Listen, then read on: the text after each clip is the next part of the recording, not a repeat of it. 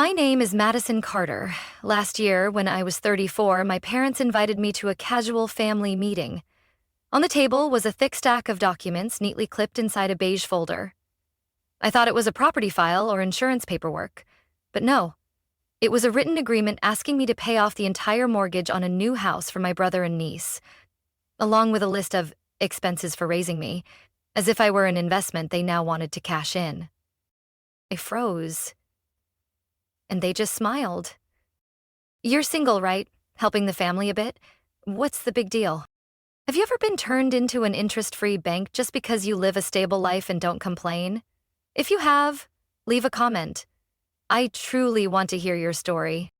Like, subscribe, and turn on notifications if you've ever felt exhausted from carrying the weight of being the responsible one for your entire family. Because what happened next was something they never saw coming.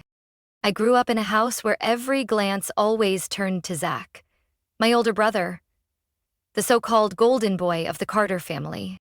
Zach was 3 years older than me, and ever since we were kids, he was the center of everyone's hopes. Dad loved retelling the story of how Zach was chosen as captain of the high school football team, even though that only lasted one season before he dropped out. Mom hung his graduation photo right in the middle of the living room wall, even though he never finished his senior year of college.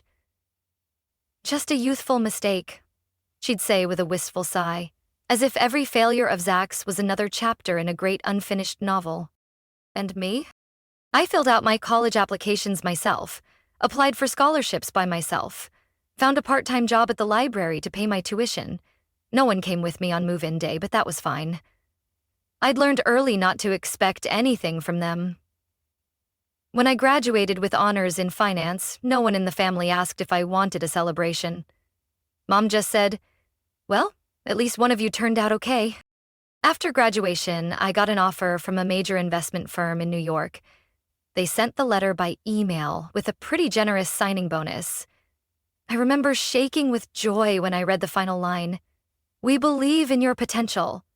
It was the first time I felt like someone truly believed in me, without the strings of family expectations or gender roles attached. I had planned to fly to New York the very next week, but then my grandmother, Judith, had a heart attack. She was the only person who had ever looked at me with kindness that didn't come with conditions. When I was little and my dad yelled at me for breaking a vase, she was the one who sat beside me and asked, "Did you hurt your hand?" So I canceled my flight, turned down my dream job, and moved in with her for a while. I helped her through physical therapy, sat with her on cold nights when she couldn't sleep from coughing fits. I never told anyone in the family what I had given up. I never brought up the job offer from New York again. One night, I overheard my mom talking to Dad in the kitchen. "Thank goodness Madison's free right now." "Yeah, at least she's not tied down with a husband or kids," my dad replied. I stayed in the shadows, listening without stepping inside.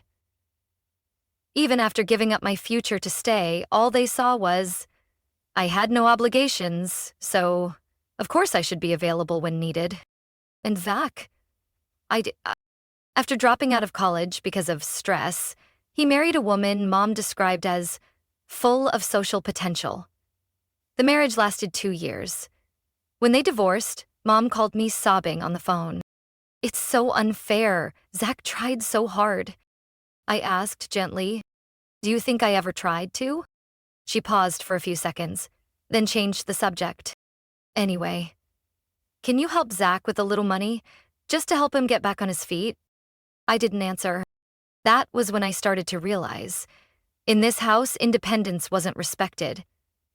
It was a reason to ask for more.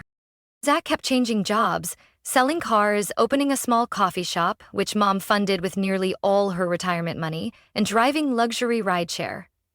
He always started with excitement, but always blamed the market, the customers, or bad luck when things fell apart. Mom stayed patient, convincing herself each time that it was a new turning point. "He's not a failure. He has potential. It's the environment that keeps failing him." I smiled. How many chances does it take before it's considered too many? I used to think that if I stayed quiet, worked hard, and did everything right, maybe one day they'd see me. Not as the sister who's doing okay, but as a whole person. But then I realized, in a family used to rescuing the struggling child, the one who doesn't need saving will never be named. Grandma was the only one who understood that. One time, as I was folding her laundry, she asked, "Madison, are you angry with them?" I shook my head. "I'm not angry, but I'm tired." She held my hand, bony but warm.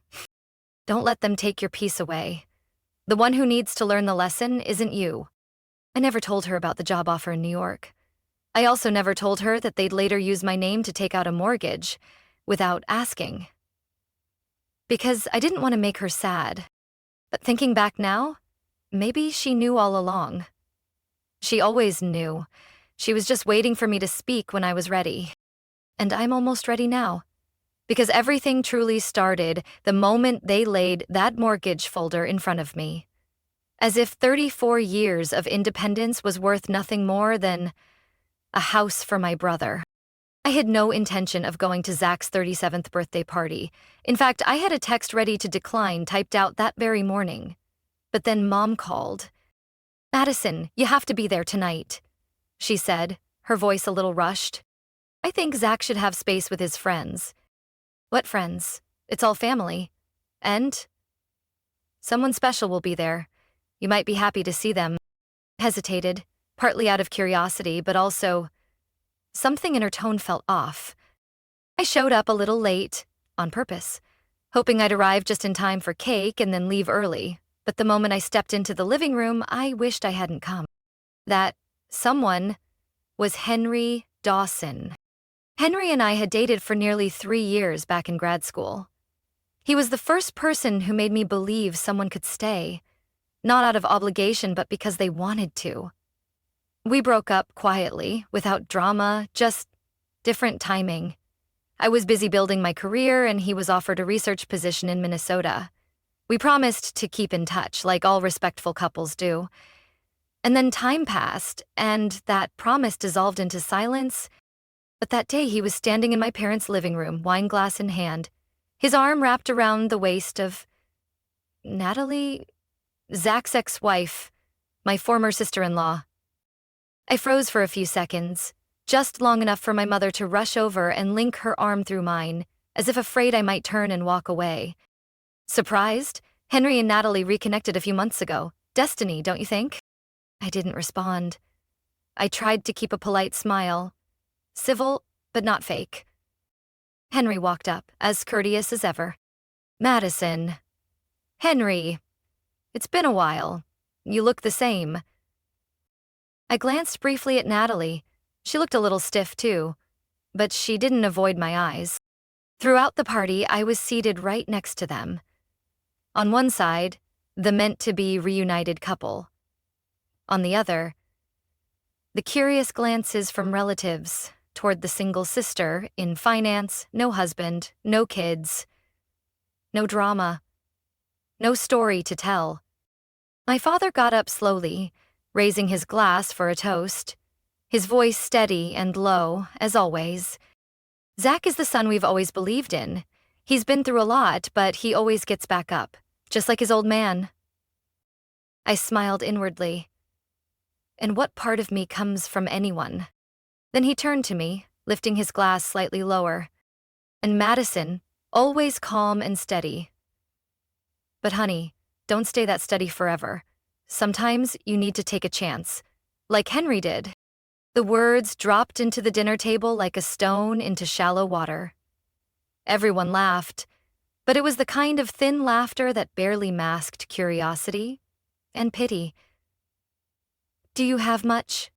I looked up at my father. "You think I should get back with my ex, who's now dating my brother's ex-wife?" The table went silent. My mother rushed in with a nervous chuckle. "Don't be so sensitive. We're all adults here. What matters is happiness." I set down my fork and knife, gently but firmly. "Excuse me, I just remembered I have something early tomorrow." I pushed back my chair and left the dining room, feeling every glance, every head shake, the soft murmurs of "again." I reached my car, my hands trembling slightly. Not because of Henry, not because of Natalie, but because that entire room had silently rewritten my role in this family, as if I was the one who needed forgiveness for not staying silent and stable the right way. I sat in the car for a long time before starting the engine. Henry could love whoever he wanted. I didn't blame him. Natalie could start over. Who doesn't want a second chance after heartbreak? But what I couldn't accept was how my family looked at all I had given up, all I had endured, and still believed what I lacked was a wedding dress.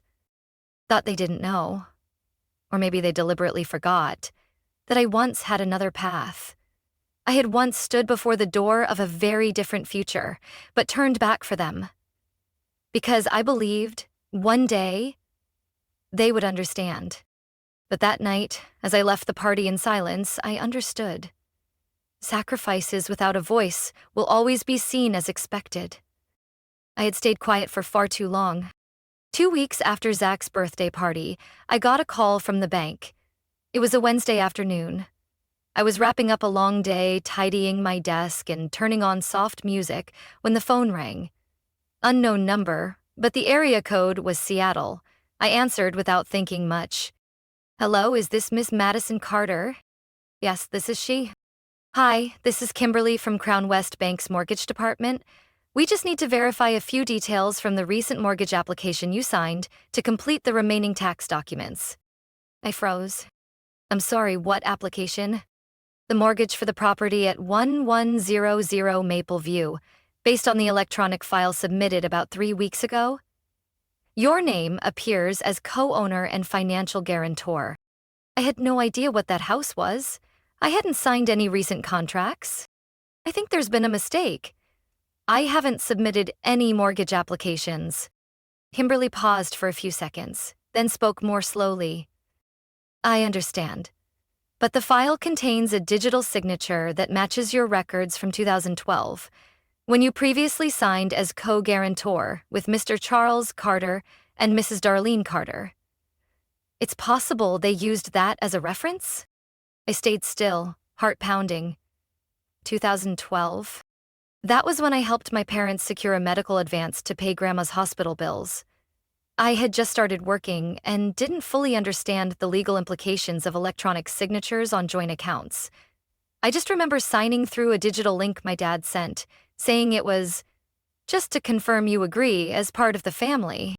"I'd like to see the full file," I said, my voice hoarse.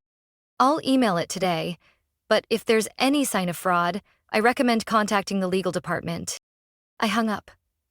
My chest felt like something heavy had collapsed against my sternum. I opened the email, and within 3 minutes it was clear. My name, my old financial ID number, and a copied version of my signature from 2012. On the documents, the co-borrower was Zach Carter. The listed owners were Charles Carter, father, Darlene Carter, mother, Zach Carter, son, and Madison Carter, financial guarantor. They had filed under Family Support Asset, a special program that allowed multiple family members to co-sign a mortgage in exchange for partial interest exemptions. I called my mother directly. "Hello? Do you know anything about a house on Maple View?" There was a pause on the other end.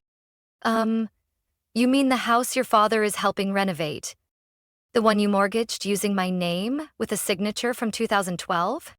Madison, you used my name without saying a word. We're family. You don't have to blow things out of proportion. So being family gives you the right to forge my signature? It wasn't forgery. I just reused existing information. It's yours anyway. The bank didn't object? I sank into my chair, her words sliced like a dull knife, not sharp enough to bleed instantly, but deep enough to fracture every layer of trust I had left. "Tell me the truth. That house is for Zach, isn't it?" "Zach needs a fresh start. He's trying. And you're doing fine. You have no burdens." "Not having burdens doesn't mean I'm obligated to carry someone else's." She sighed, as if I were the unreasonable one. "I didn't think you'd be this petty. I thought you cared about your family." I stared at the screen. at the PDF of the loan documents. Every line whispered the same truth. I wasn't loved for being me. I was used because I could handle it. And now, they weren't just asking. They planned, acted, and hid things like it was all perfectly normal. I stood up, opened my drawer, and dug through every old email, bank record, financial copy, anything I'd ever sent my parents, from my college years until now. I didn't know what I was looking for, but I knew one thing for certain. I couldn't keep living in a world where my own blood quietly forged my name on a mortgage application and called it family. It didn't take long for me to decide I needed a lawyer, not because I wanted to take them to court right away, but because I knew if I kept handling this alone, I'd always be painted as the daughter who overreacted. I found Natalie Price through a friend in tax law. She's not the yelling type, my friend said, but once she steps into a courtroom, no one ignores her voice. We met for the first time at a small cafe near City Hall. Natalie wore a black button-down shirt, her hair pulled back neatly, eyes sharp and voice steady, like she was always ready to argue a case. I handed her a printed folder of everything I had gathered, the mortgage papers with my name, the bank emails, the message transcripts with my mother, and a full list of the money I'd sent my family over the past 15 years. She flipped through each page carefully. Do you have copies of the actual bank transactions? I've started pulling them. From 2009 onward. Good. The more detailed, the better.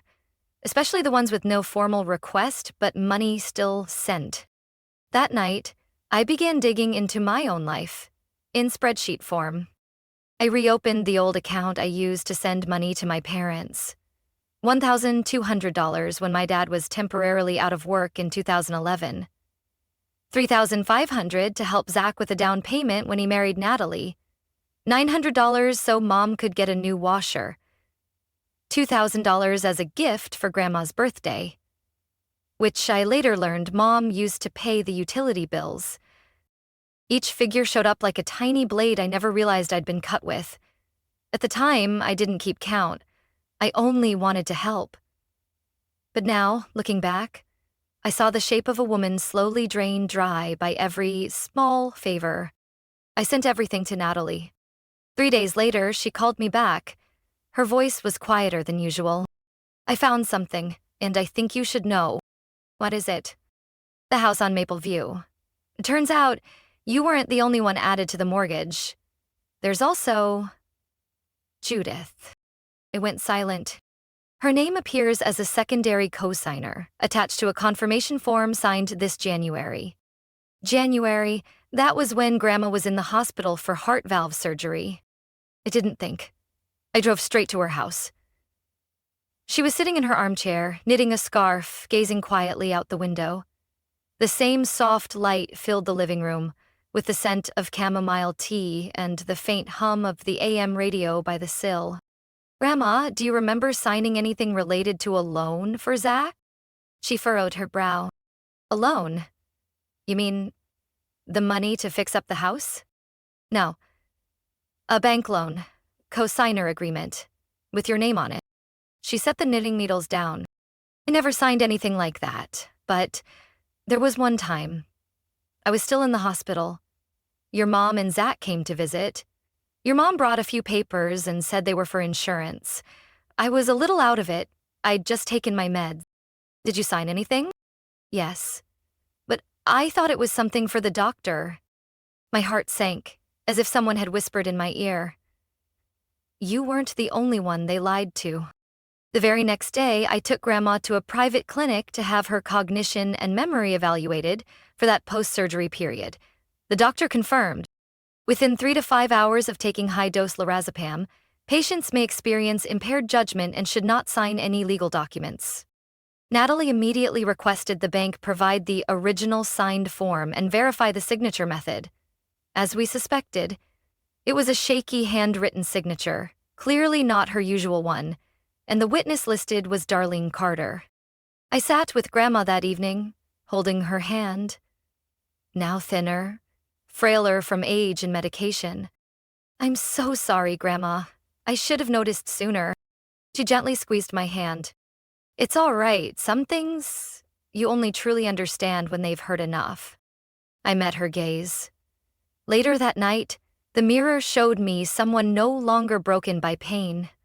I saw someone finally waking up, and I knew I couldn't let this stay buried in silence.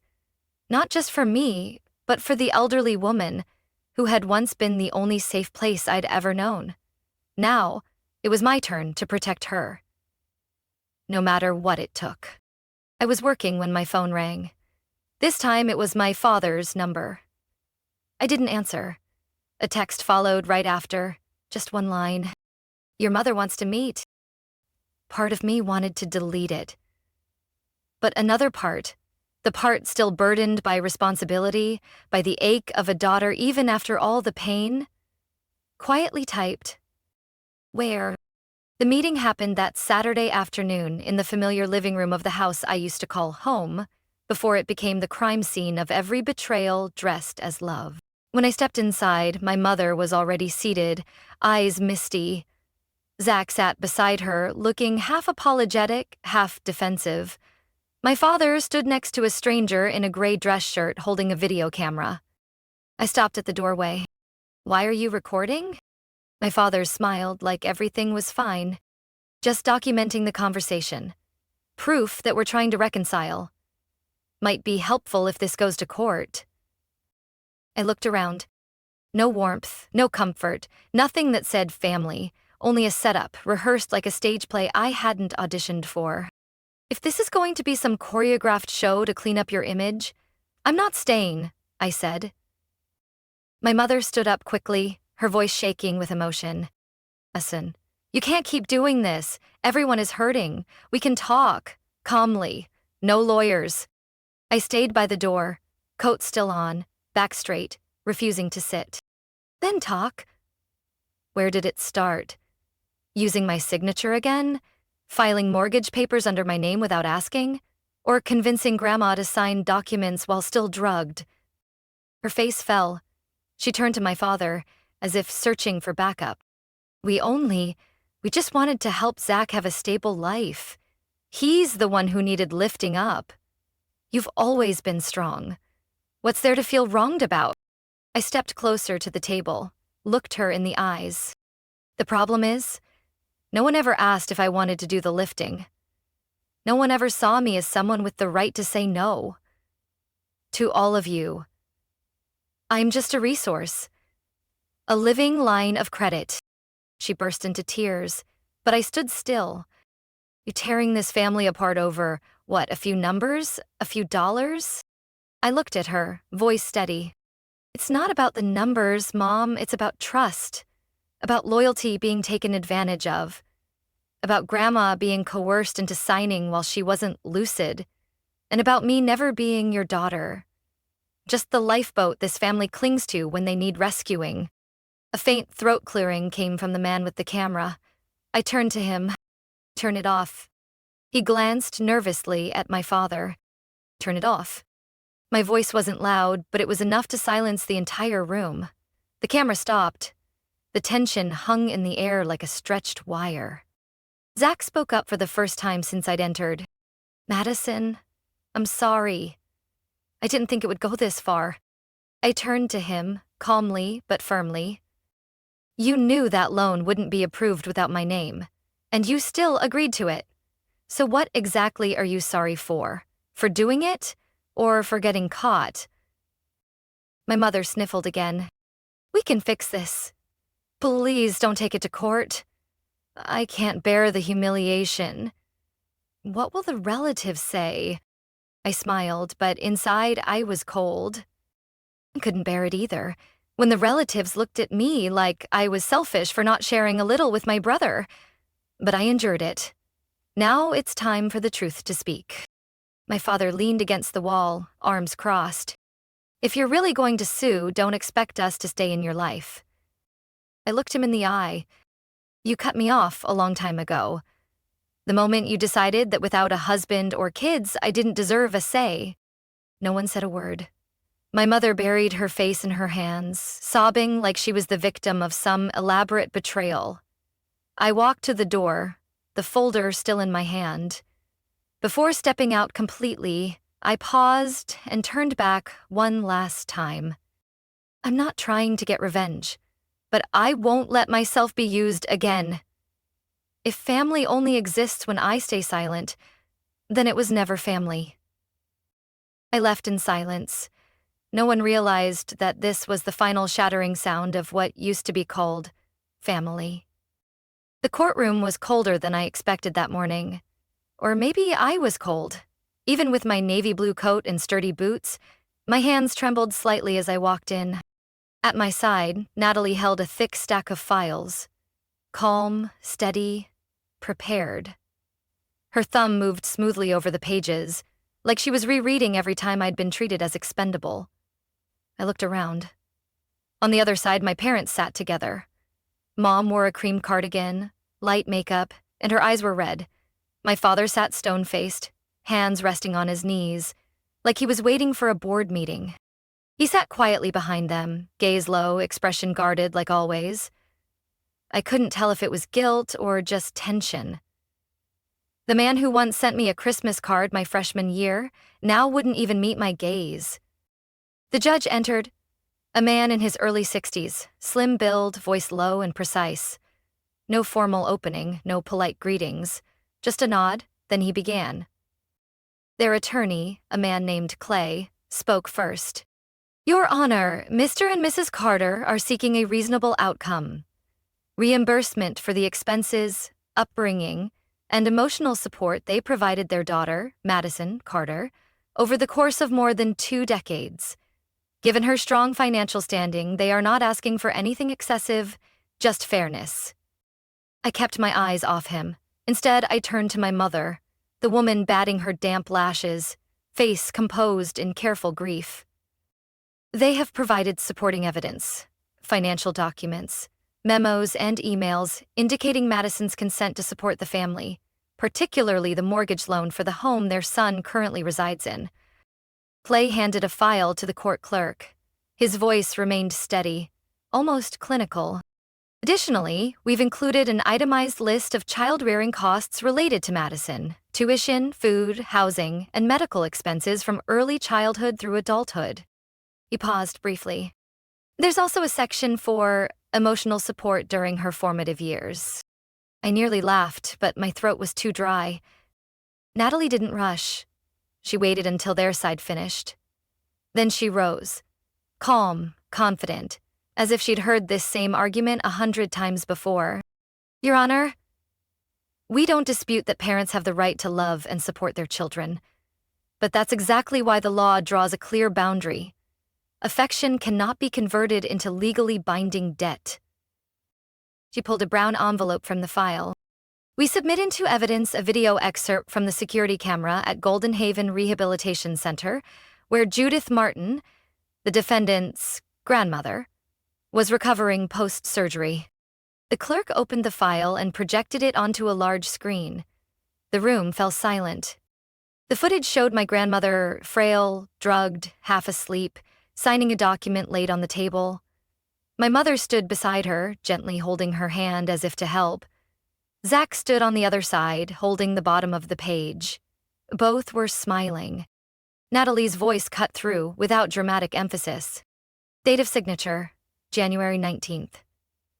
The treating physician's notes confirm she was administered a sedative 1 hour and 30 minutes prior. Medical records state she was not fit to sign any legal documents at that time. I looked over at my mother. Her face had gone pale. Natalie continued. In addition, we present a series of internal emails from a shared family account, registered to Mrs. Darlene Carter. One email, titled Finalizing the Paperwork, was sent by Mr. Charles Carter to his son, Zach Carter. She read aloud, Don't worry, Madison won't say no, she never does. The judge looked up. Do you have verification?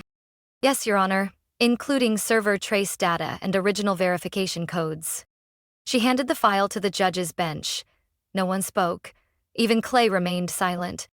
Then my father said quietly, without looking at anyone, We didn't mean to hurt her. We just thought she'd understand. Natalie looked directly at him. Maybe, Because she always understood? You assumed. She didn't need to be asked. The judge tapped the desk lightly. I'll review all the evidence. But what's already clear is this. The plaintiffs exploited family trust to fabricate a debt that doesn't exist. Using documents signed by someone not of sound mind is a serious offense. I took a deep breath. Natalie placed her hand on mine, not squeezing, just resting there, enough for me to feel that someone was standing beside me, not out of duty, but for justice. And that, in that moment, was enough to keep going. The courtroom emptied in strange silence. No celebration, no applause, no words of congratulations. I walked out feeling strangely weightless, like the burden I had carried for so many years had finally been put down, even if only a part of it. Natalie walked beside me, still carrying her briefcase, not saying much, just offering a quiet nod. I knew then, some people don't need to declare their loyalty. They prove it by showing up. That afternoon, I stopped by Grandma's house. She rested by the window, wrapped in the soft afternoon light as usual, one hand holding a cup of tea, the other gently smoothing the half-finished knitted scarf on her lap. The late afternoon light streamed through the glass, casting a soft golden hue over her white hair. There was something incredibly still in that room, something that felt unlike all the chaos of the past few months. I joined her by the window, saying nothing, because nothing needed to be said. We stayed like that, quiet, as if everything that needed to be said had already been said, and the rest was about listening without speaking. After a while, she leaned slightly, opened the small drawer of an old wooden cabinet, and pulled out a faded brown envelope. "This is for you," she said, her voice as soft as a breeze. I took it. Before I could ask anything, she added, "I wrote it a long time ago, but never found the right time to give it to you." I looked at the envelope. The handwriting on it was so familiar it ached. "For Madison, my most dearly loved granddaughter, in the quietest way." I opened the letter. It was written on thick paper, the blue ink slightly blotchy, the writing tilting gently to the left, the way she always wrote down her old apple pie recipes. "My dearest Madison, if you're reading this, it means you've just made it through something big. Maybe you're tired, maybe you're angry, or maybe you're just trying to keep going when no one really sees you. I didn't write this to apologize for anyone else. I can't undo what grown-ups did wrong, but there's one thing I can do. I can let you know that I see you. I see your patience, even when no one thinks to ask if you're tired. I hear the silence you carry when Zach becomes the only story anyone wants to tell. And I notice the way your eyes shift, how you smile, not because you're happy, but because you don't want anyone else to feel uncomfortable. And I see the times you stepped back, not because you were weak, but because you understood not everyone is strong enough to own their choices. I saved a little over the years, back when I was teaching, and later from a bond, that I didn't tell anyone about. You'll find it in the account listed with the access code inside this envelope. It's not much, but enough for you to know this. Someone believed in you a long time ago and never used you as leverage for anything. Love, Judith." I read the entire letter without blinking, but as I folded it back up, the tears had already fallen quietly onto the back of my hand. It wasn't about the money. For the first time in my life, I felt seen, as a whole person, not through the lens of roles, titles, or obligations. I wiped my tears and looked over at her. She didn't ask why I was crying. She simply nodded, as if she already knew the answer. "I always trusted you'd choose well," she whispered. "But sometimes I wonder if I'm just being selfish." "No, Madison. Selfish is when someone takes everything from you and still believes you haven't given enough. You're just learning to save a little something for yourself." I leaned my head on her shoulder. My grandmother felt smaller than before, more fragile, but still the only place I didn't have to prove my worth. Outside, the sky was starting to darken, softening like a gentle ending to an impossibly long day. I knew not all wounds would heal, but some kinds of love, like that letter, would stay forever. Like a small light guiding me whenever I felt lost in the shadows of family. I left Seattle on a March morning. It wasn't raining, but the cold stung enough to numb my fingers as I set the keys down one last time on the entry shelf. The apartment had been cleaned out, but I slowed down before shutting the door. Not because I was sentimental, but because I wanted to be clear about something. I had lived here, and I was leaving for me, not to escape anyone. I moved to Santa Fe. Not because it was special, but because it wasn't tied to anything. I needed a place where no one knew my name, no one remembered whose daughter I was, and no one started their questions with, "Why don't you just..." The house I rented was a small adobe home, the color of red clay, with a front porch big enough for 2 chairs and a few pots of lavender. Each morning, I made coffee and sat outside, listening to the birds peck at the wooden fence, watching the sunlight slip through the low branches. It wasn't so quiet that it felt lonely, but not loud enough to drown out my thoughts. Just enough. After a few weeks, I started working again, but no more fund management or high-level investment advising. I opened a small financial consulting practice focused on women who'd been financially hurt by their own families. Some had been left with credit card debt after a husband vanished, leaving behind a toddler and a mountain of bills. Some had their mothers take out loans in their name to buy cars, ruining their credit at 21. Some had handed over their life savings to a stepfather for a business opportunity, and all they got in return was silence and blame. I listened, not just because I understood the numbers, but because I knew the feeling of being treated as an unlimited resource simply because you never had the courage or the permission to say no. I didn't ask them why they didn't push back sooner. I only asked, "What do you still want to protect? And where do you want to begin again?" They were quiet at first. Then came the tears, then the stories, and eventually they started sitting straighter when they talked about the first time they refused to send money under pressure. I never called it a job.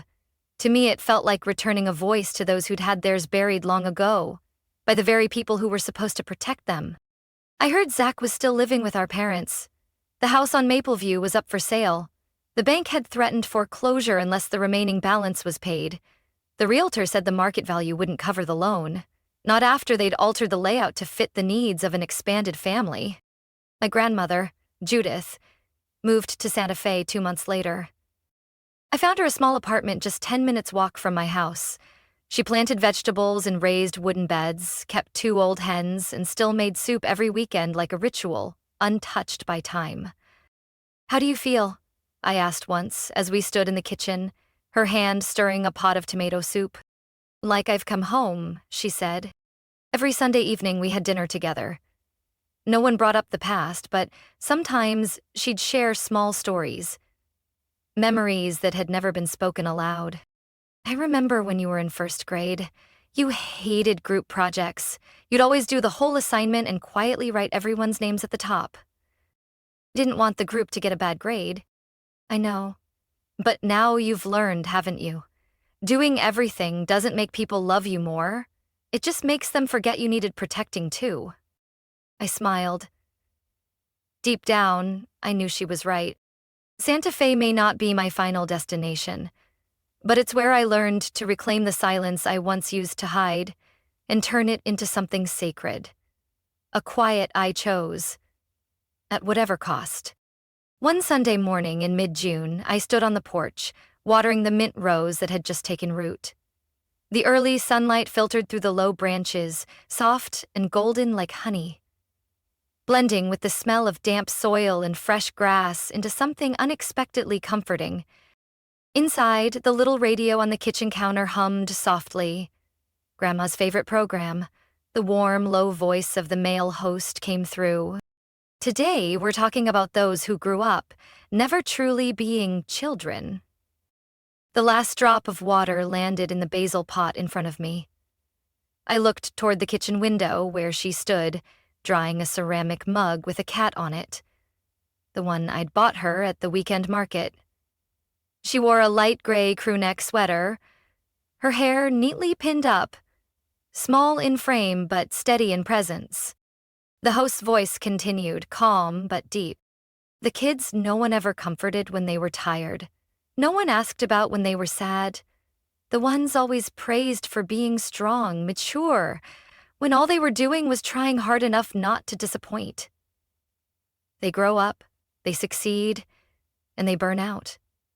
Because no one ever taught them that needing someone isn't selfish. A breeze swept through, lifting the corner of the tablecloth Grandma had hung out to dry. A gray stray cat padded silently across the yard, quiet as time itself. I didn't know why my chest tightened. Maybe it was the words. So simple, yet so true. I set the watering can down on the porch step, wiped my hands on my apron, and stepped back into the kitchen. "Did you hear that?" I asked softly. She looked up and smiled. "I did. That voice is so calming." I think I hesitated, then said it. "I think I finally have a home." She set the cup on the shelf and walked over to me, light as the morning breeze. "Because you don't have to prove anything anymore, right?" I nodded. For so many years, I thought home was where you returned for holidays, where someone cooked, where laughter filled the picture frames on the walls. But I was wrong. Home isn't where people expect you to show up. Home is where you can be quiet and still be seen. Since moving to Santa Fe, I started learning how to live slower. Mornings tending the garden, afternoons walking the red dirt path to the small park, evenings reading with Grandma under the warm yellow lamp. None of it made me richer, none of it made me stand out, but day by day, I felt whole again. One afternoon, during a private consultation, a client asked me, "Do you have a family?" I replied, "I have a grandmother and a cat named Pepper." She smiled and said, "Then you've got enough." I don't know when enough like that became so precious. Maybe it was when I stopped forcing myself to have everything people expected. No husband, no kids, no wedding photo on the living room wall. But I had peace. One evening, while I was logging my bookkeeping records, Grandma walked into my office, carrying a small wooden box. "I found this in the old stuff." I opened it. Inside were cards I had drawn as a child. One had a scribbled picture of a white-haired woman holding the hand of a child with a backpack. "I remember you asked me then, why didn't you draw your parents?" And I said, "Because you hold my hand the most." We both laughed. Then she added, "I kept them all, because I knew someday you'd need to look back and see that you were never truly alone." I looked down at the cards, then up at her. "Thank you for never making me earn your love." She gently touched my hand, said nothing else. Outside, the sky was turning dusky. The scent of corn soup filled the kitchen. I got up to grab extra spoons and napkins, my heart light. As if every judgment, every burden that had once weighed me down had melted into these simple meals, these quiet mornings, and the kind eyes of the only person who never used me to trade for anything. I don't need a happy ending. I only need a beginning. With no conditions. And I'm living in it, one day at a time. Maybe, at some point, we all have to ask ourselves, who am I trying to please? And have I lost myself in the very place that's supposed to feel like home? My story isn't unique. Out there, many women have been told that being stable means taking responsibility, that staying silent means agreeing, and that being capable means you don't need love. But the truth is, no one deserves to be turned into a financial plan simply because they know how to endure. What about you? Have you ever had to choose between loyalty and peace? Have you ever been hurt by the people you loved most and still feared it was your fault? Share your thoughts in the comments, because maybe your story is exactly what someone else needs to hear right now. If stories like this speak to something inside you, don't forget to like, subscribe, and stay with us as we continue exploring the quiet corners of family life, where sometimes silence tells the truth loudest. I'll see you in the next story.